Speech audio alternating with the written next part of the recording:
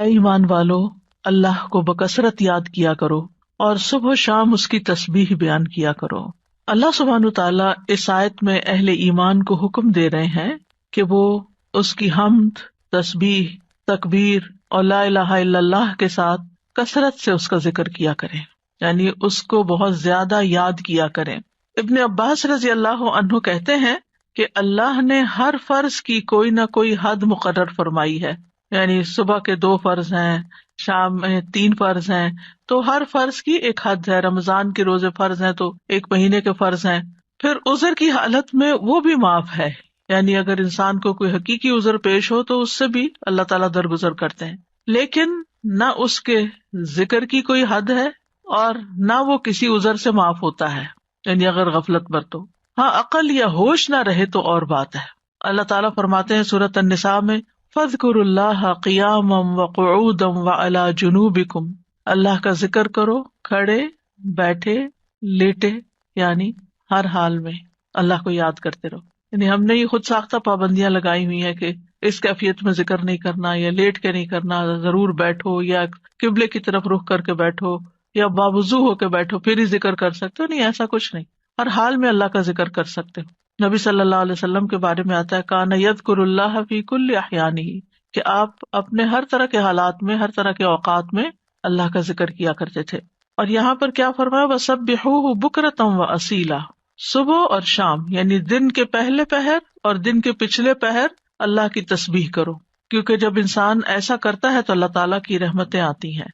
فرشتے بھی اہل ایمان کے لیے دعائیں کرتے ہیں، وَالَّذِي يُصَلِّي عَلَيْكُمْ وَمَلَائِكَتُهُ، وہی ہے جو تم پر صلوات بھیجتا ہے اور اس کے فرشتے بھی۔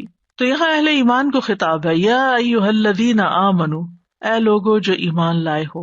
ابن مسعود کہتے ہیں کہ جب اس آیت کے ساتھ پکارا جائے تو اپنے کانوں کو اس حکم کی طرف لگا دیں، توجہ کریں کہ اللہ تعالیٰ کیا کہنا چاہتے ہیں، اس کو غور سے سنیں۔ یا تو کوئی خیر کا کام ہوگا جس کا اللہ تعالیٰ حکم دے رہا ہوگا، یا کوئی شر ہوگا جس سے اللہ تعالیٰ تمہیں روک رہا ہوگا، اس سے منع کر رہا ہوگا۔ تو یہاں پر یا ایھا الذین آمنوا کہہ کے کیا کہا گیا، اذکروا اللہ ذکرا کثیرا، صرف ذکر نہیں بلکہ ذکرا کثیرا، بہت کثرت سے اللہ کو یاد کیا کرو، کثرت سے اللہ کا ذکر کیا کرو، یعنی ہر طرح کے حالات میں اللہ ہی کو یاد کیا کرو، اور خاص طور پر تسبیح، تحلیل، تحمید، تکبیر۔ مجاہد کہتے ہیں یہ وہ کلمات ہیں جنہیں پاک، ناپاک، بے وضو اور جنبی بھی کہہ سکتا ہے، یعنی اگر کوئی حالت جنابت میں ہے تو بھی سبحان اللہ کہنے میں اس کو کوئی حرج نہیں، الحمدللہ وہ بھی کہہ سکتا ہے۔ جیسے اگر کسی کو نہانے کی ضرورت ہے اور اس کو تھوڑا ٹائم ہے نہانے میں کسی بھی وجہ سے، تو اس دوران اگر وہ پانی پینے لگا ہے تو بسم اللہ کہہ سکتا ہے، پانی پی چکا ہے تو الحمدللہ کہہ سکتا ہے، اسی طرح استغفر اللہ کہہ سکتا ہے۔ تو یہ کلمات ہر حال میں کہے جا سکتے ہیں۔ پھر دل کے اخلاص کے ساتھ ذکر کرنا چاہیے، یعنی ذکر کثیر کا معنی کیا گیا وہ ذکر جو اخلاص کے ساتھ کیا جائے، یعنی صرف کوانٹٹی میں ہی زیادہ نہ ہو بلکہ اس کی کوالٹی اچھی ہو۔ کوالٹی اچھی ہونے کا مطلب کیا ہے، دل سے کیا گیا۔ کثیر کا اپوزٹ قلیل ہوتا ہے، تو قلیل ذکر کون سا ہے، جو منافقین کرتے ہیں، وَلَا يَذْكُرُونَ اللَّهَ إِلَّا قَلِيلًا، کہ وہ اللہ کو بہت تھوڑا یاد کرتے ہیں، یعنی زبان سے اوپر اوپر سے کر دیتے ہیں لیکن دل سے نہیں کرتے۔ اور یاد تو ہوتی بھی دل میں ہے، یاد کسی کی بھی دل میں ہوتی ہے تو زبان پہ آتی ہے۔ اور دوسرے لفظوں میں کثیر کے مقابلے میں قلیل ذکر کیا ہے کہ انسان بس صرف صبح شام کے اذکار کرے، نمازوں کے بعد ذکر اذکار کرے، اور مختلف حالات میں جیسے کھانا کھایا یا مخصوص اذکار جو ہیں صرف ان کی پابندی کرے۔ لیکن ذکر کثیر اس کے برعکس کیا ہے کہ انسان ان خاص مواقع کے علاوہ بھی ہر حال میں اللہ کو یاد کرتا رہے، اللہ کی یاد اس کے دل میں تازہ رہے۔ اور یہ ایک ایسا عمل ہے، یعنی ایک ایسی عبادت ہے کہ اس پر عمل کرنے والا آرام کی حالت میں بھی، لیٹے ہوئے بھی، بیٹھے ہوئے بھی، چلتے پھرتے اللہ تعالیٰ کو یاد کر سکتا ہے۔ یعنی باقی کام کرنے کے لیے جیسے نماز ہے یا قرآن ہے تو اس کے لیے پھر آپ کو ایک ایفرٹ کرنی پڑتی ہے۔ خالی سبحان اللہ، الحمدللہ، اللہ اکبر پڑھنے میں تو آپ کو کوئی ایفرٹ بھی نہیں کرنی، صرف زبان ہلانی ہوتی ہے۔ اور انسان اگر اس چیز کا عادی ہو جائے اللہ کے ذکر کا، تو پھر اس کی زبان بری باتوں سے بھی پاک رہتی ہے اور اس کی زبان سے اچھے الفاظ ہی نکلتے ہیں۔ اور یہ جو ہم نے اپنے اوپر ایک ڈسپلن کے لیے پابندی لگائی تھی کہ کم از کم 100 دفعہ استغفار دن میں کرنی ہے، کم از کم 100 دفعہ سبحان اللہ پڑھنا، ٹھیک ہے، لیکن اس کا یہ مطلب نہیں کہ 100 دفعہ گنتی پوری ہوگی تو اب اس کے بعد کوئی پابندی لگ گئی یا آگے بس دروازہ بند ہے اور اس سے آگے نہیں جا سکتے. اتنا تو منیمم کریں ہی، یعنی اپنے آپ کو پابند کرے. کیونکہ جب انسان کسی بھی کام کے لیے اپنا ٹارگٹ سیٹ کر لیتا ہے نا کہ آج دن میں یہ کام میں نے اتنی دفعہ کرنا ہے، یا فلاں اور فلاں کام آپ کی ٹو ڈو لسٹ ہوتی ہے، تو آپ پھر اس کو چیک کرتے رہتے ہیں کہ ہاں یہ کام ہو گئے. اور اگر آپ نے کوئی ٹارگٹ نہیں سیٹ کیا ہوا، ہاں میں کروں گی تو پھر وہ کام نہیں ہو پاتا. تو اس لیے انسان کو اپنے لیے ٹارگٹ رکھنے چاہیے جتنے بھی آسانی سے رکھ سکے، 100 دفعہ 200 دفعہ کچھ بھی، لیکن اس کے علاوہ بھی کھلا بھی ضرور پڑھنا چاہیے، اور یہاں اسی کی طرف توجہ دلائی گئی ہے.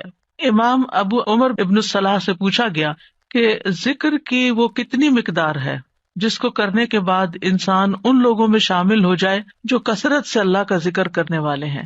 قرآن مجید میں آتا نا والذاکرین اللہ کثیرا والذاکرات اعد اللہ لہم مغفرۃ واجرا عظیما، کہ جو بہت زیادہ اللہ کا ذکر کثرت سے کرتے ہیں، مرد ہیں عورتیں ہیں، اللہ نے ان کے لیے بہت بڑا اجر تیار کر رکھا ہے اور بخشش عطا کرے گا اس کو. یعنی وہ پھر کیا ہے، یعنی کتنا کرے کہ ہم ایسے خوش قسمت لوگوں میں شامل ہو جائیں. انہوں نے کہا کہ اگر وہ نبی صلی اللہ علیہ وسلم سے ثابت شدہ اذکار پر ہمیشگی کرتا ہے، ثابت شدہ یعنی جو پروون ہے، سنت میں موجود ہے، تو وہ ان لوگوں میں شمار ہوگا جو مرد اور عورتیں اللہ کا کثرت سے ذکر کرتے ہیں. وَسَبِّحُوهُ بُكْرَةً وَأَصِيلًا، اور اس کی تسبیح بیان کرو صبح اور شام. تسبیح کا مطلب ہے اللہ تعالیٰ کی ذات کو ان تمام صفات اور افعال سے پاک بیان کرنا جو اس کے لیے جائز نہیں، یعنی اللہ کو ہر عیب سے پاک بیان کرنا. آپ دیکھیے کہ شیطان جو ہے نا وہ انسان کا دشمن ہے، اور شیطان انسان کے دل میں اللہ تعالیٰ کے بارے میں کوئی نہ کوئی بدگمانی ڈال دیتا ہے، کوئی نہ کوئی ایسے خیالات ڈال دیتا ہے کہ جو انسان کی عقل نہیں بھی مانتی اور اس کو پسند نہیں بھی آتے، لیکن وہ خیال گزر جاتے ہیں، آتے ہیں اور چلے جاتے ہیں، جن کو وسوسے کہا جاتا ہے. اور اس کا شکار ہر انسان ہوتا ہے کسی نہ کسی درجے پر. سورۃ قاف میں اللہ تعالیٰ فرماتے ہیں وَنَعْلَمُ مَا تُوَسْوِسُ بِهِ نَفْسُهُ، اور ہم جانتے ہیں جو اس کا نفس اس کو وسوسے ڈالتا ہے. انسان کے اندر جو اندر سے اٹھتے ہیں یا شیطان کی ڈالی ہوئی نجاست ہوتی. اب اس کا توڑ کیا ہو؟ کیا اب انسان پریشان ہو کے بیٹھا رہے؟ کچھ لوگ بے حد پریشان رہتے ہیں کہ ہمیں وسوسے آتے ہیں. وسوسے ہر ایک کو آتے ہیں، لیکن ان کا پیچھا نہیں کرنا چاہیے اور ان کو جھٹک دینا چاہیے. جیسے آپ کہیں سے گزر رہے، آپ کے کپڑوں پہ گرد و غبار پڑ گیا تو آپ کیا کرتے ہیں؟ جھٹک دیتے ہیں. بس وسوسوں کو جھٹکتے چلے جائیں، ان کو ٹھہرنے نہ دیں.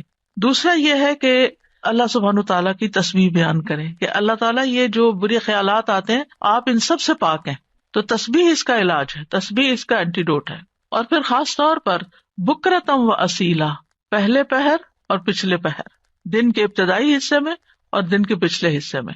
بکرا کا لفظ جو ہے یعنی عام طور پر علماء اس کو سورج نکلنے تک کے وقت کو بکرا کہتے ہیں، اس کو یوں ڈیفائن کیا گیا. اور اصیلا جو ہے عصر اور مغرب کا درمیانی وقت ہے، یعنی قبل طلوع الشمس و قبل غروبها، سورج نکلنے سے پہلے اور سورج غروب ہونے سے پہلے کا وقت جو ہے یہ اذکار کا وقت ہے. اور سبحوہ میں بعض علماء نے سبحہ کا مطلب یہاں نماز فجر اور نماز عصر بھی لیا ہے.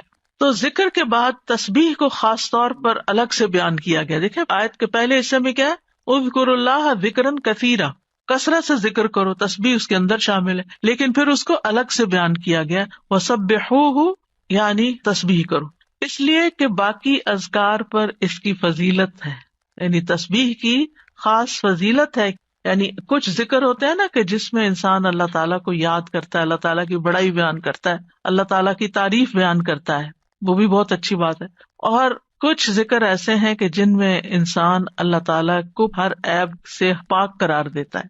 تو تعریف مکمل ہی نہیں ہوتی، ذکر مکمل ہی نہیں ہوتا جب تک آپ تسبیح نہ کریں. تو تسبیح اس کا ایک لازمی حصہ ہے. اور پھر خاص طور پر اس لیے بھی کہ جیسے یعنی صبح شام وقت بھی بتا دیا گیا کہ تسبیح کا زیادہ اچھا وقت جو ہے یا مناسب وقت صبح اور شام ہے، کیونکہ یہ اوقات اپنے اندر ایک خاص فضیلت رکھتے ہیں. صبح کا وقت یہ برکت کا وقت ہے، اور والعصر عصر کے وقت یہ اللہ نے قسم کھائی ہے. ادھر فجر کی والفجر ولیال عشر، اور ادھر عصر کی والعصر ان الانسان لفی خسر. وہاں پر انسان کو ایک دن مل رہا ہوتا ہے اور عصر کے وقت دن ہاتھ سے جا رہا ہوتا ہے، انسان خسارے میں پڑ رہا ہوتا ہے، لوز کر رہا ہوتا ہے، ایک چیز ہاتھ سے چھوٹ رہی ہوتی ہے. تو جس وقت کوئی نعمت مل رہی ہے اس وقت بھی اللہ کو یاد کرو، اور جس وقت کوئی نعمت جا رہی ہے اس وقت بھی خاص طور پر اللہ کو یاد کرو. ان اوقات میں اگر انسان اللہ تعالیٰ کو یاد کرتا ہے تو پھر ڈپریشن کا شکار نہیں ہوتا. یہ ذکر اس کے دل کو اسٹرینتھن کرتا ہے، اس کو قوت عطا کرتا ہے. اور یہ دو اوقات جو ہوتے ہیں ان میں ذکر تھوڑا سا مشکل بھی ہوتا ہے، کیونکہ آپ دیکھیں کہ فجر کی نماز پڑھنے کے بعد جو نیند کا آپ کے اوپر خاص طور پہ راتیں آج کل بہت چھوٹی ہیں، تو اس وقت اپنے آپ کو روک کر رکھنا اور بٹھا کر، خاص طور پر اگر آپ کو اشراق پڑھنے کی عادت ہے تو وہ سارا وقت یعنی آپ اسٹرگل کر رہے ہوتے ہیں کہ سوتے جاگتے گزار رہے ہوتے ہیں کہ آپ سوئے نہیں اس وقت، کیونکہ بہت زیادہ برکت کا وقت ہے. یعنی کوئی معمولی اجر ہے کہ پورے حج اور عمرے کا ثواب اگر انسان فجر کی نماز پڑھ کے اپنی جگہ پہ بیٹھا رہے اور ذکر اذکار کرتا رہے اور پھر سورج نکلے اور پھر 2 رکعت پڑھ لے تو اتنا زیادہ اجر و ثواب. تو یہ اجر و ثواب ایسے مفت میں نہیں ملتا. اللہ تعالیٰ کو پتا تھا کہ یہ وقت بندوں پہ کتنا بھاری ہوگا. اور اسی طرح عصر کا وقت کام کاج کا وقت ہوتا ہے، دن جا رہا ہوتا ہے، انسان اپنے کام سمیٹ رہا ہوتا ہے، جیسے خاص طور پر جو لوگ جابس پر ہوتے ہیں یا بزنس میں ہوتے ہیں تو وہ آفٹرنون میں یعنی پھر تھکان کا شکار ہو جاتے ہیں سارا دن کام کرنے کے بعد. تو کچھ لوگ اس وقت آرام کرنے لگتے ہیں، تو وہ وقت بھی بڑا قیمتی وقت ہے. لیکن یاد رکھیے کہ ان افضل اوقات کے علاوہ سارا دن بھی اور کسی بھی وقت ذکر کرنا باعث فضیلت ہے.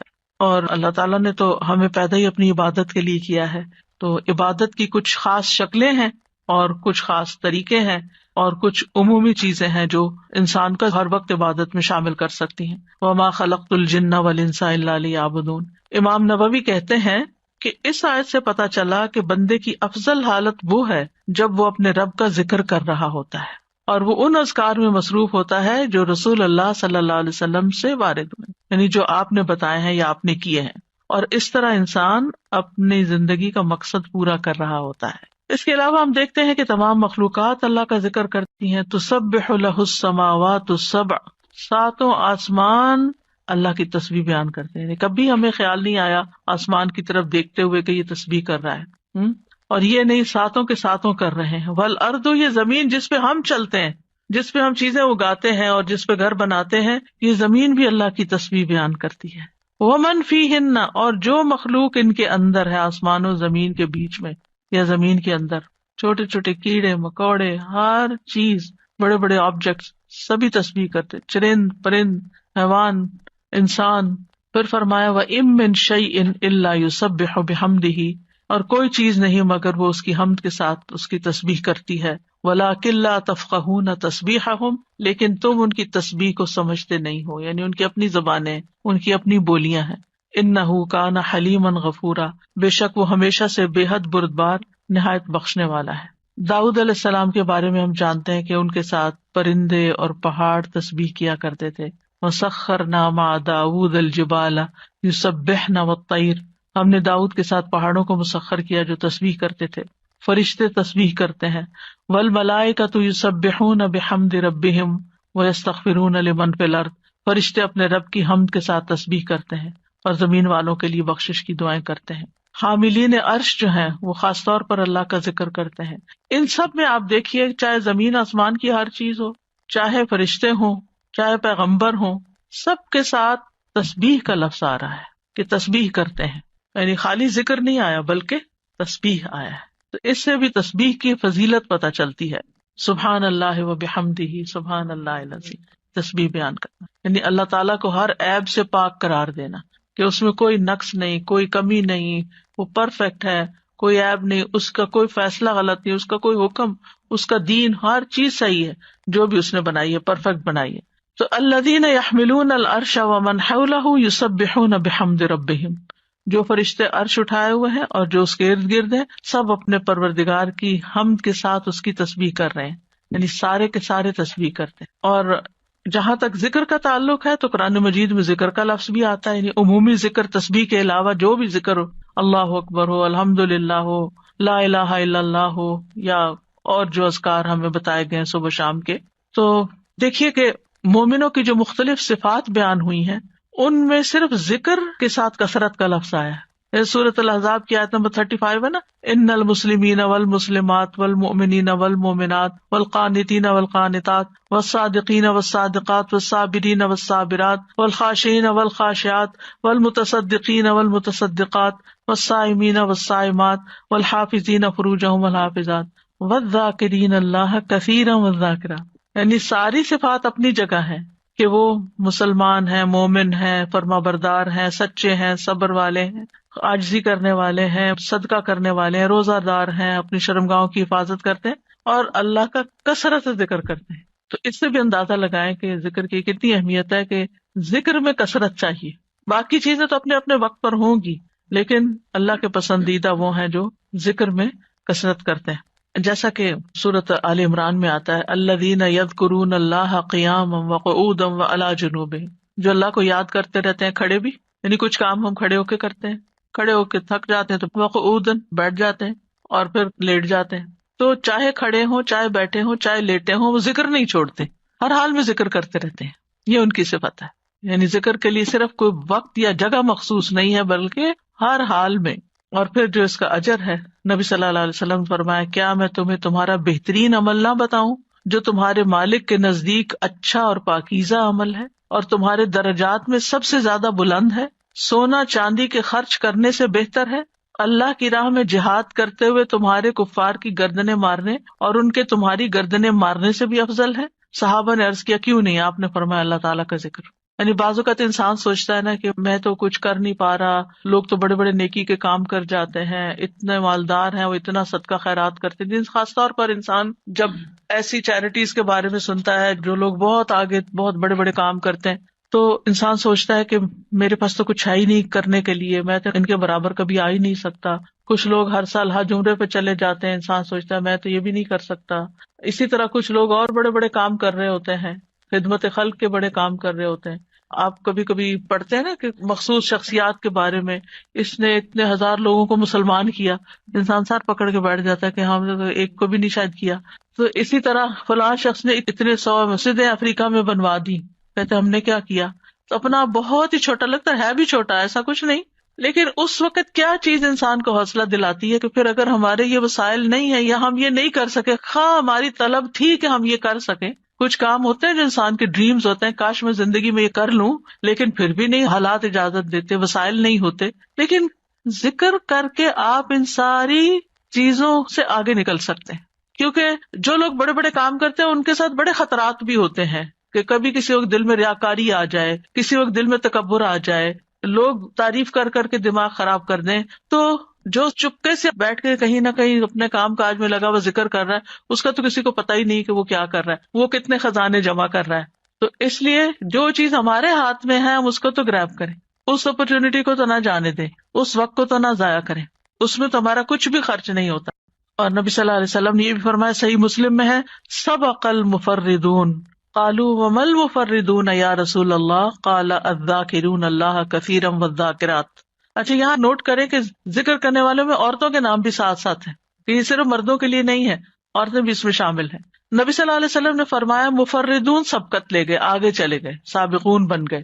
صحابہ نے پوچھا اللہ کے رسول مفردون کون ہے؟ آپ نے فرمایا اللہ کا بہت زیادہ ذکر کرنے والے مرد اور عورتیں، یہ مفردون ہیں جو اللہ کے قریب ہو گئے۔ تو ذکر ایک ایسی چیز ہے کہ جو انسان کو اللہ کا قرب عطا کرتا ہے، اور بھی بے شمار فائدے ہیں۔ جہاں تک صبح شام کے اذکار کا تعلق ہے تو سورۃ غافر میں آتا ہے، نبی صلی اللہ علیہ وسلم کو ارشاد ہے وَسَبِّحْ بِحَمْدِ رَبِّكَ بِالْعَشِيِّ وَالْإِبْكَارِ، اور صبح اور شام اپنے رب کی حمد کے ساتھ اس کی تسبیح کیجیے۔ یہ ڈائریکٹ حکم ہے۔ جو پہلے آیت میں نے آپ کو سنوائی تھی اس میں بھی حکم ہے صبح شام کا، اور یہاں بھی ابکار کا لفظ ہے، وہاں بکرا کا ہے، یہاں ابکار کا لفظ ہے، عشی والابکار، یعنی روٹ ایک ہی ہے لیکن تھوڑا سا تبدیل ہو گیا ہے۔ سورۃ طٰہٰ میں بھی آتا ہے فاصبر علی ما یقولون وسبح بحمد ربک قبل طلوع الشمس وقبل غروبها ومن آناء اللیل فسبح واطراف النہار لعلک ترضی۔ سو ان باتوں پہ صبر کیجیے جو وہ کہہ رہے ہیں، اور سورج طلوع ہونے سے پہلے اور اس کے غروب ہونے سے پہلے اپنے رب کی حمد کے ساتھ تسبیح کیجیے۔ تو تسبیح کا خاص وقت جو ہے، ویسے تو سارا دن کر سکتے ہیں، خاص اوقات یہ بتائے جا رہے ہیں جو قرآن میں خود بتا دیے گئے، اور رات کے کچھ اوقات میں بھی بس اس کی تسبیح کیجیے۔ رات کے کچھ اوقات میں جیسے حضرت فاطمہ رضی اللہ تعالیٰ عنہا کو نبی صلی اللہ علیہ وسلم نے تھکاوٹ کا علاج کیا بتایا تھا؟ تسبیحات۔ تو اپنا آخری کام تسبیح کیا کیجیے۔ نبی صلی اللہ علیہ وسلم خود بھی یعنی جب تک نیند نہیں آتی تھی تسبیح ہی کیا کرتے تھے، اور رات کے کچھ اوقات میں بھی بس تسبیح کیجیے، اور دن کے کناروں میں، تاکہ آپ خوش ہو جائیں، تو اس سے کیا پتہ چلتا ہے؟ یہ خوش ہونے کا نسخہ ہے، خوش ہونے کا راز ہے، اس میں خوشی حاصل کرنے کا ذریعہ ہے.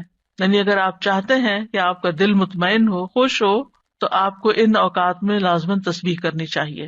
اور جو ان اوقات میں تسبیح نہیں کرتے وہ غافلین میں شمار ہوتے ہیں، کیونکہ اللہ تعالیٰ فرماتے ہیں وَاذْكُرْ رَبَّكَ فِي نَفْسِكَ تَضَرُّعًا وَخِيفَةً وَدُونَ الْجَهْرِ مِنَ الْقَوْلِ بِالْغُدُوِّ وَالْآصَالِ وَلَا تَكُن مِّنَ الْغَافِلِينَ. اور اپنے رب کا ذکر کیجیے اپنے دل میں عاجزی اور خوف سے، بغیر بلند آواز کیے، چپکے چپکے، دل ہی دل میں، صبح اور شام کے وقت، اور آپ غافلوں میں سے نہ ہونا. یعنی جو ان اوقات میں تسبیح نہیں کرتے، ذکر نہیں کرتے، وہ غافل شمار ہوتے ہیں. اور خاص طور پر اس وقت میں جو تھوڑا سا بھی ذکر کیا جاتا ہے اس کا اجر بہت زیادہ ہے. رسول اللہ صلی اللہ علیہ وسلم نے فرمایا جو لوگ نماز فجر سے سورج نکلنے تک اللہ کا ذکر کریں، مجھے ان کے ساتھ بیٹھے رہنا زیادہ پسند ہے.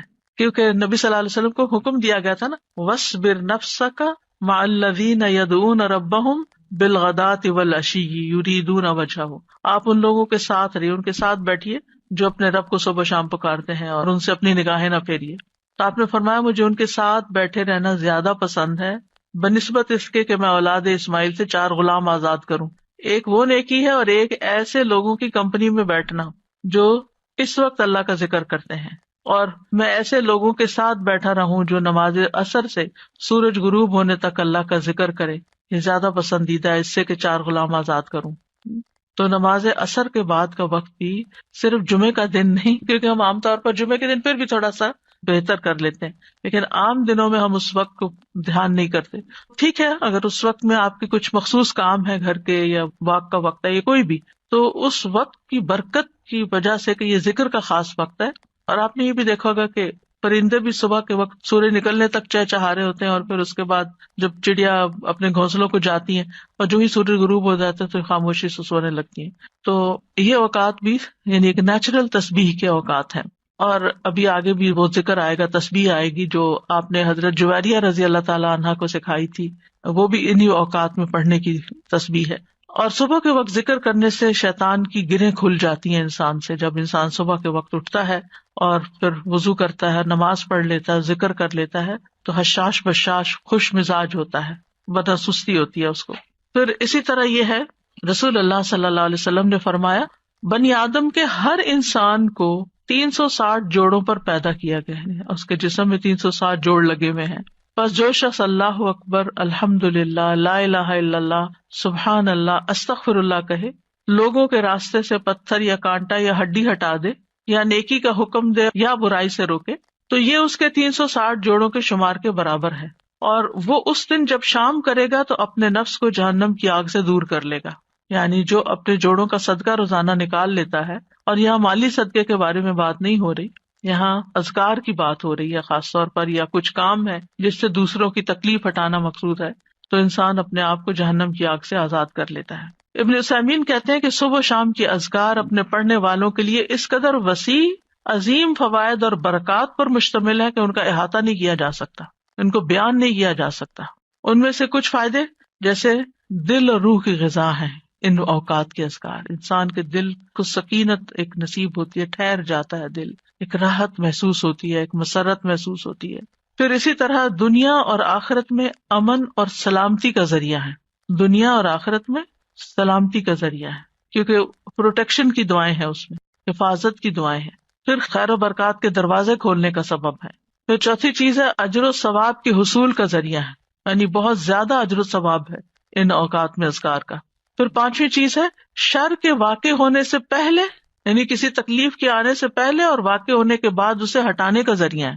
ویسے بھی نبی صلی اللہ علیہ وسلم نے فرمایا نا، دعا اس مصیبت میں بھی فائدہ دیتی ہے جو واقع ہو چکی ہے، اور اس میں بھی فائدہ دیتی ہے جو ابھی واقع نہیں ہوئی، جو ابھی مصیبت نہیں آئی. اے اللہ کے بندو دعا کو لازم کر لو.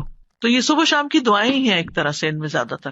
پھر ان اذکار میں انسان اللہ کی نعمتوں اور مہربانیوں کا اعتراف کرتا ہے، یعنی صبح شام کے اذکار جو ہے یہ اللہ کی پے در پے نعمتوں کا اعتراف ہے.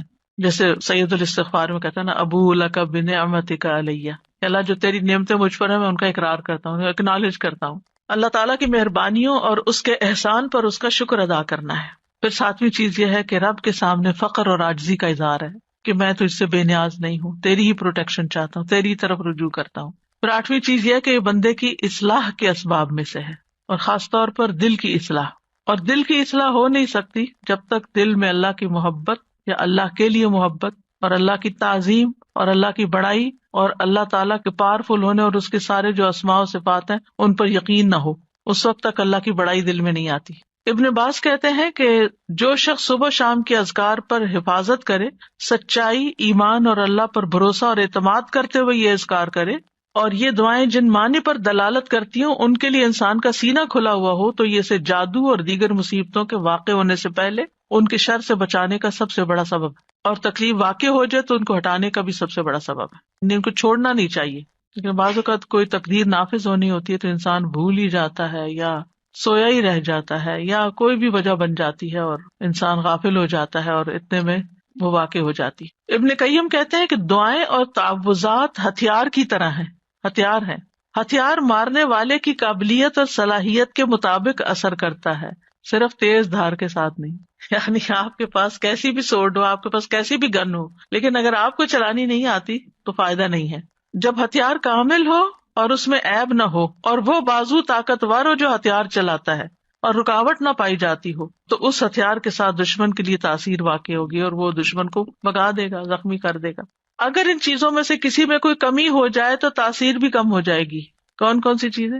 ہتھیار بھی اچھا، عیب بھی نہ ہو اور چلانا بھی صحیح آتا ہو. آپ نے عام طور پہ سنا ہوگا لوگ کہتے ہیں کہ ہم خود نہیں رقیہ کر سکتے، کسی راقی کے پاس جانے کی کیا ضرورت ہے. ہم بھی کر سکتے، بھی ضرور کرو، کسی نے منع تو نہیں کیا. لیکن بعض اوقات جو راقی ہوتے ہیں نا، ان کا جو یقین ہوتا ہے، ان کا جو انداز ہوتا ہے، ان کی جو آواز ہوتی ہے، اس کا اثر ہی کچھ اور ہوتا ہے. چلے رقیے کو آپ چھوڑیں، عام جو زبان میں بات کرتے ہیں، مثلا ایک شخص کہتا ہے ادھر آؤ، بچے کو کہتے ہیں ادھر آؤ، وہ سنتا ہی نہیں، تو اس کہتا ہے ادھر آؤ، تو وہ ڈر کے مارے آ جاتا ہے. کہنے والے کے کہنے میں بڑا فرق بھی ہوتا ہے اور اس کا اثر بھی فرق ہوتا ہے. کچھ لوگوں کی بات لوگ آسانی سے مان جاتے ہیں اور کچھ کی تو بالکل نہیں مانتے. ہم سب جانتے ہیں گھر میں بھی عام طور پہ دیکھا گیا کہ ماں کی بات کا اثر اور ہوتا ہے، باپ کی بات کا کچھ اور ہوتا ہے، کبھی وائس ورسا بھی ہوتا ہے. لیکن یہ ہے کہ فرق ہے ایک بندے کے ذکر کرنے اور پڑھنے اور جن بھوت کو بگانے اور دوسرے بندے کے بگانے میں. جو خود ہی جنوں بھوتوں سے ڈرتا ہو وہ بگائے گا کہاں سے؟ تو جو ایسا کام کرنے والے ہوتے ہیں نا، اللہ نے ان کو خاص صلاحیتیں دی ہوتی ہیں اور خاص ٹیکنیکس بھی دی ہوتی ہیں اور سجھائی ہوتی ہیں، ان کے دل میں ڈالی ہوتی ہیں. بعض اوقات وہ کوئی کسی کو نقل نہیں کر رہے ہوتے، وہ جو ان کے دل میں آتا ہے اس کے مطابق وہ بیان کرتے جاتے، پڑھتے جاتے ہیں مریض کے حسب حال، کیونکہ ہر مریض فرق ہوتا ہے، ان کا ایکسپیرینس بھی فرق ہوتا ہے کہ کیا چیز فائدہ دیتی کیا نہیں دیتی. جب تک آپ کے ہتھیار صحیح نہ ہو نا، یعنی کہ آپ کے پاس اسکلز نہ ہو، اور آپ کو دل مضبوط نہ ہو، بہادری نہ ہو. استاذہ جی جیسے نا بچے آج کل نئی ٹیکنیک سے کوئی بھی ہو تو کہیں گے آپ کو تو یوز کرنا نہیں آتا، آپ کو متاثر کرتے ہیں نا آپ کو، یعنی کہ جی امپریس کرتے ہیں، اور پھر جب آپ کو وہ چیز یوز کرنے آ جاتی تو آپ خود حاوی ہو جاتے. اور اسی طرح ہی جب آپ کو پتا ہوتا ہے کہ آپ نے ہتھیار کیسے یوز کرنا ہے تو پھر آپ کی پاورز اور قسم کی ہوتی ہیں، اور یہی وہ طاقت اور وہ پاور ہے جس سے آپ نا شیطان کو بھگا سکتے. اور میں کہتی ہوں نا حضرت عمر رضی اللہ عنہ سے کیوں شیطان ڈرتا تھا، ان کے اندر وہ پاورز تھیں. بالکل سبحان اللہ. کبھی کبھی ایسا ہوتا ہے نا کہ آپ بالکل گھر میں اکیلے ہوتے ہیں، اندھیرا یا کوئی ایسی چیز ہوتی ہے تو انسان کے دل میں ایک دم خیال آتا ہے کہ یہاں کوئی ایسی چیز نہ ہو، تو آپ یوں کہہ کر اور آنکھیں کھول لیا کریں، اچھا کیا ہے، اگر کوئی ہوگی تو کیا ہوگا. سر جی آپ نے ایک دفعہ بتایا تھا نا کہ ذرا سی تھوڑی آواز کے ساتھ ڈانٹا جائے تو پھر ڈر خود نکل جاتا ہے. تو 2-3 دفعہ اس طرح سے ہوا تو الحمدللہ ذرا سی آواز زور کر کے کہ ہمارا گھر ہے، ہم رہتے ہیں، جو بھی مخلوق ہے وہ تنگ نہ کرے، مطلب اپنے آپ کو زیادہ باروب بنا کے اور ڈر نکال کے ان کو ڈرانا چاہیے. بالکل. تو الحمدللہ اس سے فرق پڑتا ہے. وہ متین ہاشمی صاحب ہوتے تھے کراچی میں، شاید آپ کے ہوتے ہوئے وہ لیکچر دینے آئے ہوں گے. انہوں نے ایسی بہت سی ٹیکنیکس بتائی تھی. وہ جنات کا علاج کرتے تھے اور ان کی آواز بھی اتنی ٹھہری ہوئی تھی، کوئی غصہ بھی نہیں کرتے تھے، کچھ نہیں. تو وہ کہتے تھے کہ جہاں کوئی ایسا مسئلہ ہو تو میں جا کے کہتا ہوں کہ دیکھیں ہم اشرف المخلوقات ہیں، ہم انسان ہیں اور آپ کا کوئی حق نہیں یہاں رہنے کا، میں آپ کو حکم دیتا ہوں یہاں سے چلے جائیں، اور وہ چلے جاتے تھے. تو بہرحال یہ تعوذات جو ہیں اور صبح شام کے اذکار جو ہیں یا تو شر کے اسباب کو واقع ہونے سے روک دیتے ہیں یا پھر وہ ان کے درمیان اور ان کی کامل تاثیر کے درمیان رکاوٹ بن جاتے ہیں. یعنی اسباب اور اثر کے بیچ میں رکاوٹ یعنی وہ چیز آ تو رہی ہوتی ہے مگر اس کا اثر جلد ختم ہو جاتی ہے. اور جتنا تعوذ کبھی ہوگا اتنا ہی اثر بھی کبھی ہوگا. دعا جو ہے وہ تقدیر بدل دیتی ہے. ابن عثیمین کہتے ہیں دعا تقدیر کو ٹال دیتی ہے. صبح شام کے اذکار دعاؤں اور تعوذات کا ایک مجموعہ ہے اور دعا تقدیر کو ٹالتی ہے، اور اللہ کبھی تقدیر کا فیصلہ صادر کرتا ہے اور اس کے لیے ایک سبب مقرر کرتا ہے، یعنی تقدیر نافذ ہونے کے لیے کوئی وجہ، ذریعہ، جو اس تقدیر کے آگے رکاوٹ بن جاتی ہے. ٹھیک ہے، تو دعا بھی انہیں اسباب میں سے ایک سبب، یعنی تقدیر بھی اللہ نے بنائی، وہ اتر رہی ہے تقدیر، اور اس کو ہٹانے کا سبب بھی اللہ نے بنایا ہے. اور وہ اسباب میں سے ایک سبب کیا ہے؟ یہ دعائیں، یعنی وہ آتی ہے اور دعائیں اس کو پیچھے دھکیل دیتی ہیں. اللہ نے یعنی صرف تقدیر نہیں بنائی، اللہ نے اس کو ٹالنے کا ذریعہ بھی بنایا ہے، اسباب بھی بنائے، اور دعا ان میں سے ایک سبب ہے. سمپل سے امام نووی کہتے ہیں دعا مصیبت کو ہٹانے اور رحمت کو پانے کا ایک سبب ہے، یعنی ایک ہتھیار ہے. پہلے بات ہوئی نا کہ ہتھیار ہے دعا، جیسے ڈھال ہتھیار کے حملے کو روکنے کا سبب ہے، جیسے ڈھال تلوار کے حملے کو روکنے کا سبب ہے. اور پانی زمین سے نباتات اگانے کا سبب ہے، بارش ہوتی ہے تو زمین ہری بھری ہو جاتی ہے، تو یہ سبب ہے نا. زمین کے اندر پوٹینشیل تھا، لیکن جب تک پانی نہیں آیا تو وہ دبی رہی، جب جو پانی آیا تو اس نے اپنا اندر کا سب باہر نکال دیا. ابن قیم کہتے ہیں ایک دفعہ شیخ الاسلام ابن تیمیہ کے پاس میں موجود تھا، انہوں نے صبح کی نماز پڑھی، پھر وہ بیٹھ کر اللہ کی عبادت کرتے رہے اور ذکر کرتے رہے.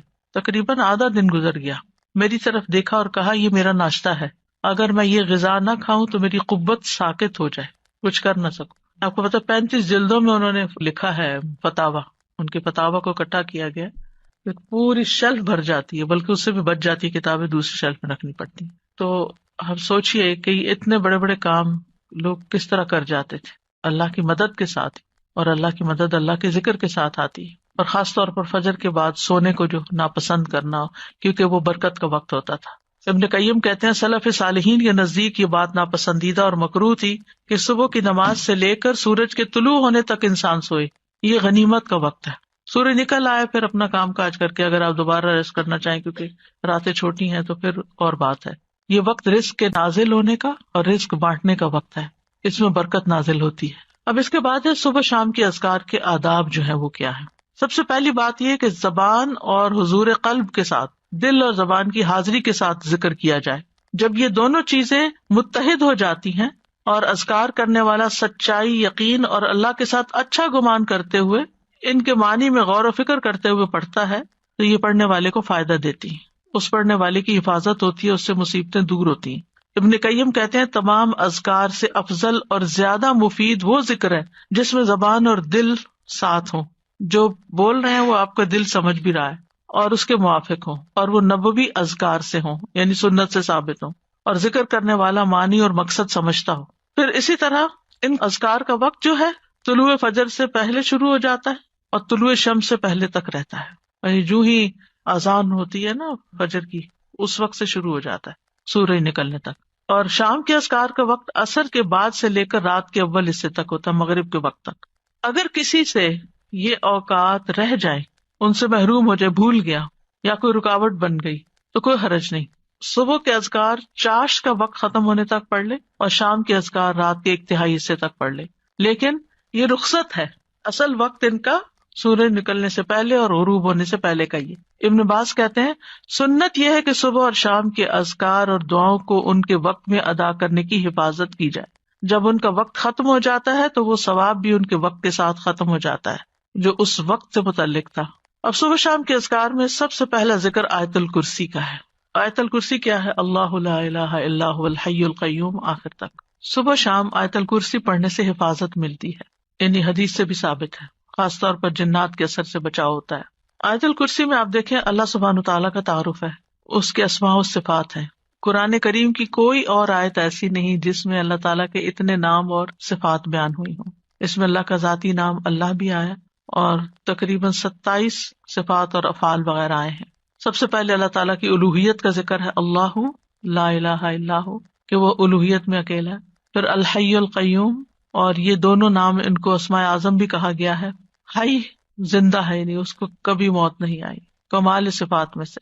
اور قیوم قائم رکھنے والا، کمال افعال میں سے.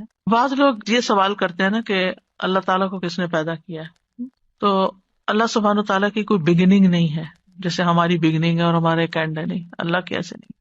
اس میں آپ دیکھیے کہ ٹائم کا کریٹر اللہ ہے، تو جب ٹائم ہی نہیں تھا تب بھی اللہ ہے. یہ مہینے اور سال کس نے بنائے، اور ان کی نشاندہی کس سے ہوتی؟ سورج سے. ایک وقت تھا کہ سورج نہیں تھا، دن اور رات نہیں تھے، مہینے اور سال نہیں تھے، اللہ تعالیٰ اس وقت بھی موجود تھا. هو الاول، وہی اول ہے، والآخر والظاہر والباطن. تو اس لیے اللہ سبحانہ وتعالیٰ کو پہچاننا ضروری ہے، اس کو جاننا ضروری ہے، اور اس پہچان اور جان کے ساتھ اگر آپ پھر ذکر کرتے ہیں تو اس کا اثر ہی کچھ اور ہوتا ہے. آیت الکرسی بہت پاورفل آیت ہے. اس کے پاور کی وجہ کیا ہے؟ اس میں اللہ تعالیٰ کے نام اور صفات بیان ہوئے. لا تأخذہ سنۃ ولا نوم، نہ اس کو نیند آتی ہے نہ اونگ آتی، ہلکی نیند بھی نہیں آتی، گہری نیند آتی ہی نہیں ہے. پھر ہر چیز کا مالک ہے، لہو ما فی السماوات و ما فی الارض، ہر چیز اسی کی ہے، ہر چیز اسی کے کنٹرول میں ہے. من ذا الذی یشفع عندہ الا باذنہ، کوئی اس کے ہاں سفارش بھی نہیں کر سکتا، اس کی جرات بھی نہیں کر سکتا مگر جس کو وہ خود اجازت دے. یعنی پورا کنٹرول، اقتدار سب اسی کا ہے. یعلم ما بین ایدیہم وما خلفہم، اس میں اللہ تعالیٰ کے وسیع علم کی خبر دی گئی ہے کہ اللہ تعالیٰ بندوں کا ماضی مستقبل ہر چیز جانتا ہے. بندے اپنے بارے میں سب کچھ نہیں جانتے، اور جو جانتے ہیں وہ بھی ان کو یاد نہیں ہوتا. پچھلے دنوں کسی نے ایک نوٹ بھیجا، اس میں لکھا کہ جب آپ یونیورسٹی میں پڑھاتی تھی تو اس وقت الہدانی بنا تھا، تو میں ایک دن آپ کی کلاس اٹینڈ کرنے کے لیے گئی، تو آپ نے سنن نبی داؤد میں سے فلاں چیپٹر پڑھایا اور آپ سے اسٹوڈنٹ نے یہ سوال کیا اور آپ پیپر دے کے ان کے اوپر ڈسکس کر رہے. میرے کسی حافظے میں ہے ہی نہیں کچھ، مجھے بالکل یاد نہیں کہ ایک اسٹوڈنٹ نے آپ سے یہ سوال کیا تھا اور آپ نے اس کا یہ جواب دیا تھا، کچھ بھی یاد نہیں. ہمارا اپنے بارے میں یہ حال ہے کہ ہم اپنے آپ کو نہیں جانتے. ہم جو کچھ کر چکے ہم نہیں جانتے کہ ہم نے زندگی میں کیا کچھ کیا، تو ہم کسی اور کے بارے میں تو کیا جانیں. لیکن اللہ سب کچھ جانتا ہے. یعلم ما بین ایدیہم، جو فیوچر میں ان کے آگے آ رہا ہے، وما خلفہم، جو پیچھے گزر چکا ہے، سب پتا ہے اس کو. یہ اس کے وسیع علم کی ایک جھلک ہے. باقی ہر چیز کے بارے میں جو کچھ وہ جانتا ہے، وہ تو کوئی ایک پتا نہیں گرتا مگر وہ اس کو جانتا ہے. خشکی میں، سمندر میں، آسمانوں میں، زمین میں، کسی پتھر کے اندر ایک دانہ بھی چھپا ہوا تو مثقال ذرۃ فی السماء والارض ولا یحیطون بشیء من علمہ الا بما شاء، اور جو اس کا علم ہے اس میں سے کوئی اس کے علم کا احاطہ ہی نہیں کر سکتا مگر جتنا وہ چاہتا ہے. یعنی اس کے علم کا بہت تھوڑا حصہ انسانوں کو ملا. جیسے خضر اور موسیٰ علیہ السلام کے واقعے میں آتا ہے نا کہ وہ جب کشتی میں بیٹھے تو ایک چڑیا نے پانی کی چونچ میں لیا تھا کہ بندوں کا علم اللہ کے علم کے مقابلے میں ایسا ہی جیسے چڑیا کی چونچ میں پانی اس سمندر کے مقابلے. ساری مخلوق کا علم اتنا سا ہے، بس اس پر تو پھر ہم بھروسہ کرتے ہیں، اس علم کے اوپر ہم فخر کرتے ہیں، اور جو اللہ کا علم ہے اس کی طرف کبھی توجہ ہی نہیں کی.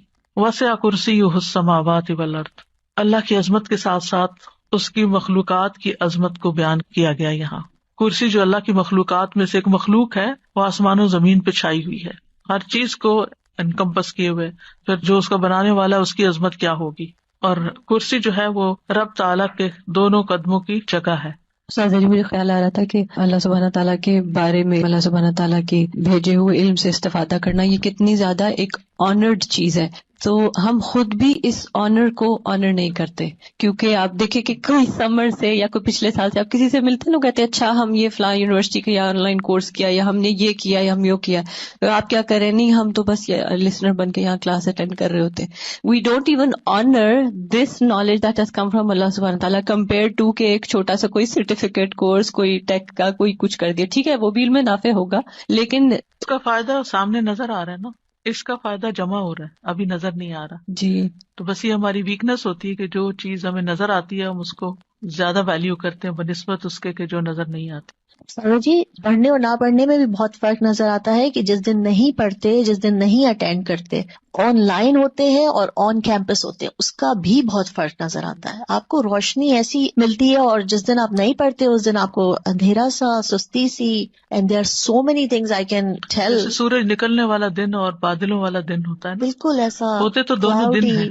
ولا یؤودہ حفظہما، اور ان دونوں کی حفاظت اللہ تعالیٰ کو تھکاتی نہیں، بوجھل نہیں کرتی. یعنی آسمانوں اور زمین کی حفاظت اور ان کے اندر جو کچھ ہے وہ اللہ سبحانہ وتعالیٰ کے کامل کنٹرول اور اقتدار میں ہے، اور وہ ان میں سے ہر چیز کی ٹیک کیئر کرتا ہے.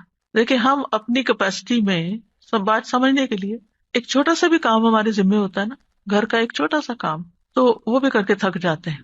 کون سا کام ایسا ہے جسے آپ کر کے تھکے نہ ہو نا؟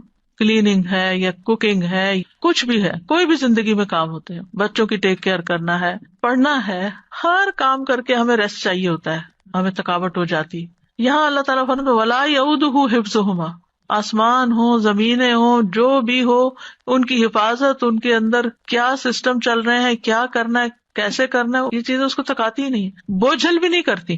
چلے بعض اوقات ہمیں فزیکل تھکاوٹ نہیں ہوتی، یعنی جسمانی تھکاوٹ نہیں ہوتی، لیکن ہم مینٹلی تھک جاتے ہیں، یعنی اکتاہٹ شروع ہو جاتی ہے ہمیں. ایک کام اگر روز کرنا شروع کر دیں تو ہم بور ہو جاتے ہیں، چند سال کوئی کام کر لیں تو اس سے بھی ہم تھک جاتے ہیں، چاہے کتنا ہی اچھا کام ہو. اللہ سبحانہ وتعالیٰ کو یعنی یعودو کا لفظ صرف تھکاوٹ کے لیے نہیں آتا، بوجھل پن کے لیے بھی آتا. یکسانگی یا اکتاہٹ یا کچھ وہ بھی لاحق نہیں ہوتی. یہ معمولی بات نہیں ہے، بہت بڑی بات، بہت بڑی بات. قرآن مجید میں آتا ہے کہ اللہ تعالیٰ ہی آسمان اور زمین کو تھامے ہوئے ہے کہ اپنی جگہ سے ٹل نہ جائیں. اگر وہ دونوں ٹل جائیں تو ان کے بعد کوئی بھی ان کو تھام نہ سکے گا. یعنی صرف اس نے بنا کے چھوڑ نہیں دیا. اب یہ آسمان جو بغیر ستونوں کے ہے، کسی نے تھاما ہوا تو ہمارے اوپر ہے نا، ورنہ تو نیچے آ پڑے. وَهُوَ الْعَلِيُّ الْعَظِيمُ، اور وہ بہت بلند، یعنی مطلق بلندی ہے اس کی، اور عظیم بہت عظمت والا ہے. کوئی مخلوق میں اس کے مشابہ نہیں، کسی کی وہ بڑائی نہیں. لیکن افسوس یہ کہ ہم مخلوق کو پھر بڑا سمجھتے ہیں اور اس کی بڑائی محسوس نہیں کرتے کہ وہ بڑا ہے. جس دن یہ یقین آ گیا نا کہ وہ بڑا ہے، تو پھر لوگوں کی ناراضگی، لوگوں کی پسند ناپسند کا خوف، یہ ساری چیزیں نکل جائیں گی. پھر اللہ کے حکم پر عمل کرنا بھی آسان ہوگا کہ اللہ بڑا ہے نا، اللہ میرے شوہر سے بھی بڑا ہے، اللہ میرے بہن بھائیوں سے بھی بڑا ہے، اللہ اس سوسائٹی سے بھی بڑا ہے، اللہ سارے فلاسفر سے اور سارے قانون دانوں سے اور سارے سائنٹسٹ سب سے بڑا ہے، تو اس کا حکم بھی سب سے بڑا ہے میرے لیے. پھر آپ کو کوئی بھی اس کا حکم ماننے میں مشکل لگے گی نہیں. تو بہرحال آج اتنا ہی کرتے ہیں انشاءاللہ تعالی. ابھی بہت سی دعائیں اور بھی ہیں صبح شام کے اذکار میں سے، پھر کل انشاءاللہ اس کے اوپر بات کریں گے. وآخر دعوانا ان الحمدللہ رب العالمین. سبحانک اللہم وبحمدک، اشہد ان لا الہ الا انت، استغفرک واتوب الیک. السلام علیکم ورحمۃ اللہ وبرکاتہ.